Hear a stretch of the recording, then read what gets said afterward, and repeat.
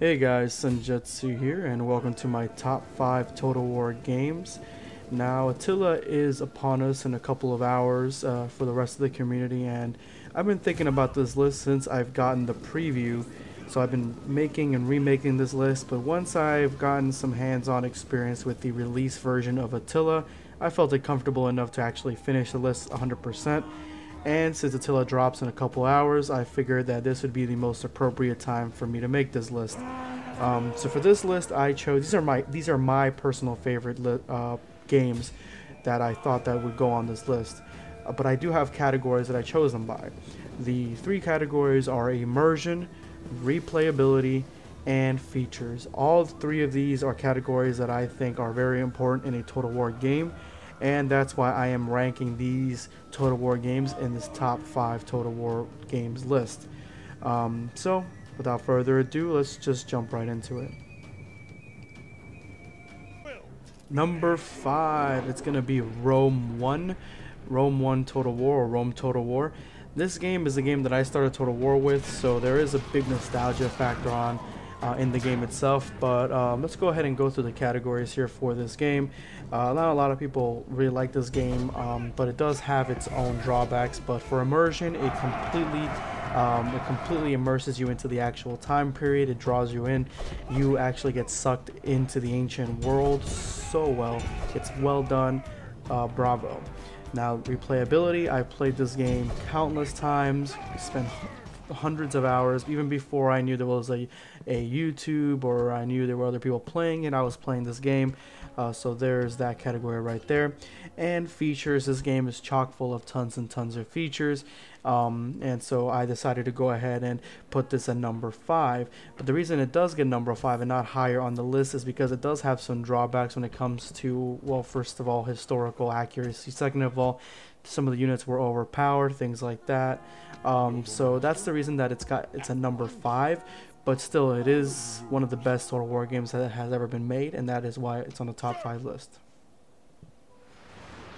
Number 4 is going to be Fall of the Samurai Total War. I would have liked to put this one up higher because this is the Total War that really got me into playing, into liking guns in Total War. I actually jumped right into this.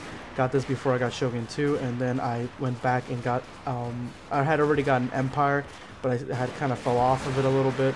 But I went back and got Napoleon because I got this game, and I love both of them. Now, Fall of the Samurai is a great game. It drops you into the immersion, category because of the way that the UI is stylized, the way the music is just so beautiful, and just the atmosphere of the game is kind of dark. It's a little bit more modern looking. There's railroads in the game. It's the most advanced Total War that we've had to date. It's the furthest in the timeline, I guess you would call it. The replayability, I played this countless times. I've conquered Japan up and down as much as I can, so I have a good set of hours put into this game. And the features, it does have a lot of features in the game. Many of them were from Shogun 2, but then it added a couple like artillery barrage and basically like things like the railroad, things like that. So that's kind of why it makes it a number. And the reason it makes it a number 4 actually for me is because I felt like the AI didn't really get onto the idea that they were supposed to be making, I mean, at least part of the AI was supposed to be making industrialized buildings and units. They were supposed to be furthering up their technology. Not the shogunate, but the Imperials. They were supposed to be putting their technology a lot higher, and I felt like the AI just didn't live up to that. I was always the most dominant force on the all of Japan. I was able to just steamroll over everybody. So that's the reason it's a number 4 and not a little bit higher. Number 3 goes to Shogun 2 Total War. Now this is, by some people's standards, one of the best Total War games of all time that has ever been made. For me, I didn't really jump right into this. Like I said, I jumped into Fall of the Samurai, but I got Shogun 2 a little bit after that because I loved Fall of the Samurai. I got Shogun 2 and I fell in love with it.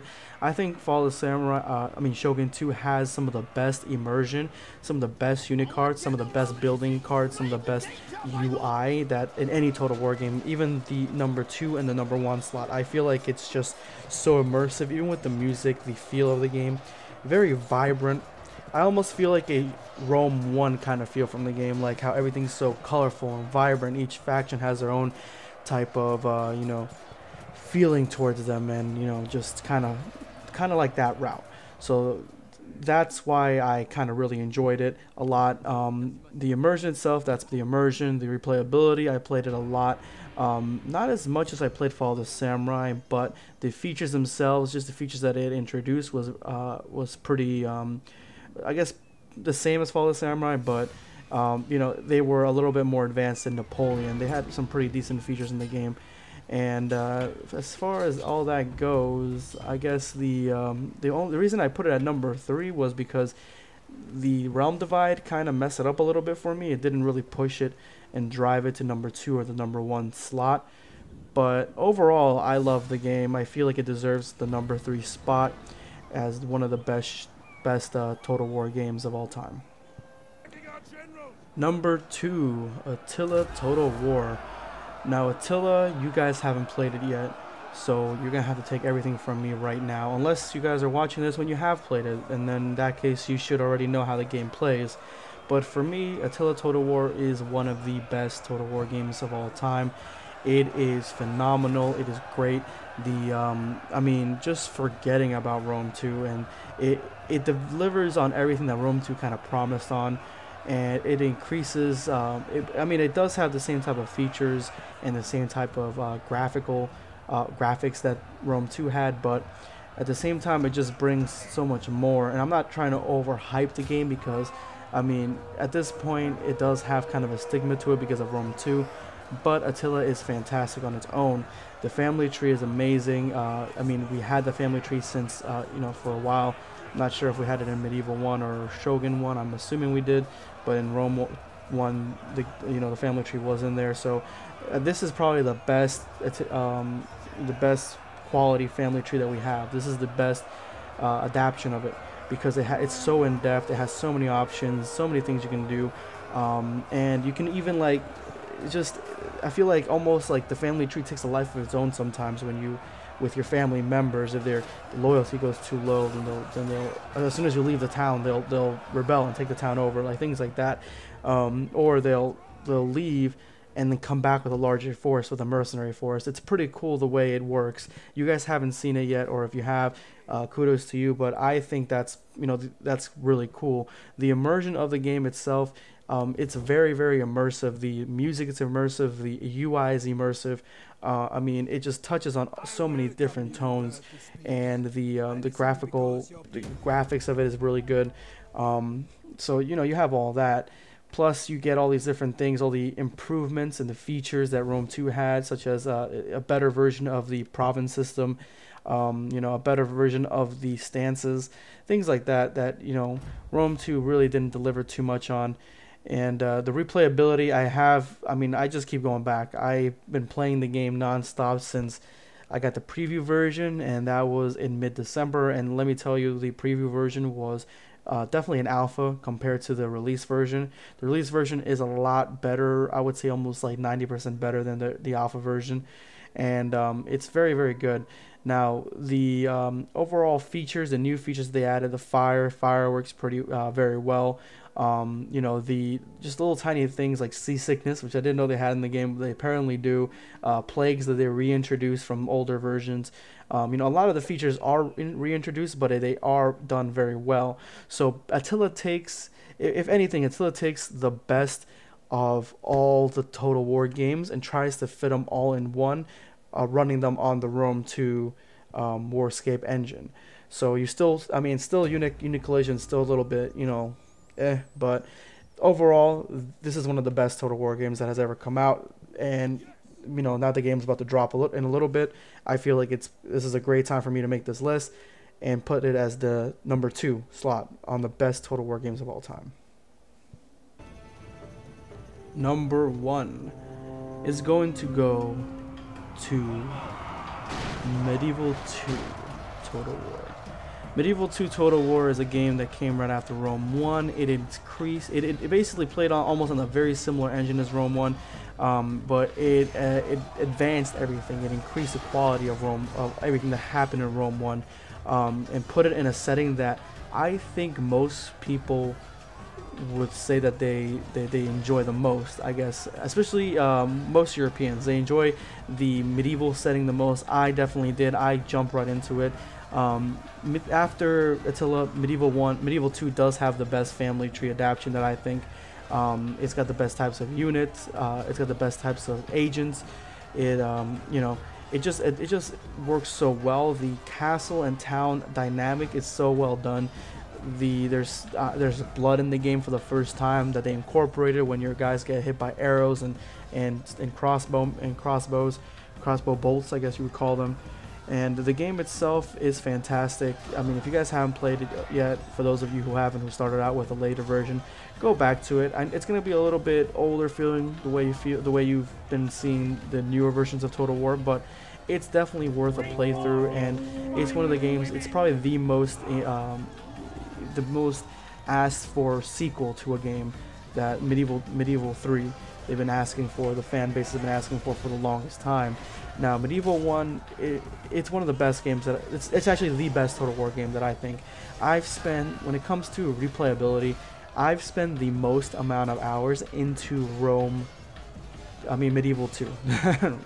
Brain fart. Into Medieval 2. Medieval 2 itself is one of the best games of all time, and I spend the most of the time on that game.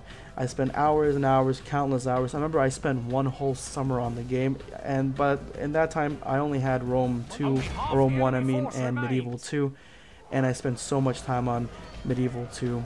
So that's kind of goes into the replayability of the game. When it comes to immersion, Medieval 2 does not disappoint. It adds to immersion where it comes with castles and knights, and the music. It has the best music score of any Total War game out there to date, and I'm telling you guys that to date it has it. The castle and town dynamic I explained earlier works very well. The feeling of the air is gritty. And just adding the way that it adds, it just works so well with the immersion that it added the Teutonic, the crusading, and the Mayans and the Aztecs. It added all those and gave them a feel to each different campaign on the DLCs that was profound, and that's why I really, really enjoyed the immersion. The new features that it added, I mean, I can't really remember from the top of my head going back to Rome 1 what was different from Rome 1 to Rome 2 to Medieval 2, but Medieval 2 had I believe princesses. It had different agents, it had merchants, and I had an army of agents, man, in Medieval 2, and it was worth having those agents because you could just go ahead and put send as many merchants as you can to take as many resources as you can, monopolize the resources. I wish they would bring something like that back. It had the crusades, it had the jihads, it just had this Pope dynamic to it that all the states had to stay in line because of the Pope. The game itself was beautiful as well. It just looked so great. It was a complete enhancement from Rome 1. And just going to it, guys, the Medieval 2 has brought about the Third Age mod, which is the best mod in Total War that I've ever seen. So those are just some of the reasons why I gave Medieval 2 the #1 spot for the best Total War game of all time. And those are just my thoughts. But again, guys, this is my list. Let me know what your list is, or let me know what your favorite Total War game is of all time. Go ahead and put it in the comment section below. Let me know if you like what you see here and you like to see more. Go ahead and punch that subscribe button right in the face to see more. Just to FYI, guys, for those of you who are doing the faction vote for what faction I'm going to be playing with on the first day of Total War Attila comes out, the Geats won by an overwhelming landslide at the end of the day today. So I will be doing a campaign for the Geats tomorrow morning and have it up maybe tomorrow afternoon. So there you go, guys. Look forward to that. This is going to be Sunjetsu signing off. Tomorrow's journey planned out, Senor.